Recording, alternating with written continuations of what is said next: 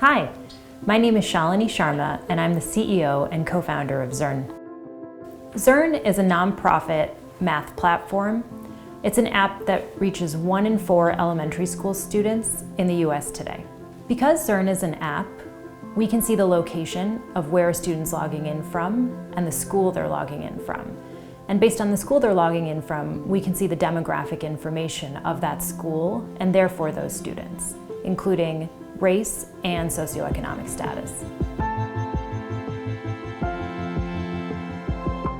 As school closures hit, we could see a real-time picture every day, every minute, of the opportunity gap widening on our platform. Schools and students from lower socioeconomic backgrounds completely dropped off. And when they were pinging Zearn, they were now pinging Zearn from low-cost Android devices. And in contrast, schools and students from high socioeconomic backgrounds were pinging Zearn way more than they ever had before, and their devices were correspondingly more expensive. So as school closures hit and our data started to show the widening opportunity gap, we felt so much worry and desire to make that data visible to the whole world, to as many people as we could as a nonprofit. So we started to email our data, a set of charts, to anyone who might listen.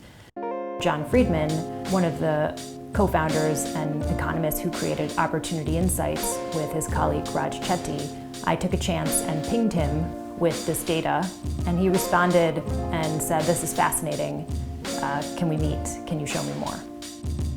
The overall thing that Raj Chetty and John Friedman's work showed, the pandemic hit low-income students harder, and they recovered more slowly, and they never came back to pre-pandemic levels.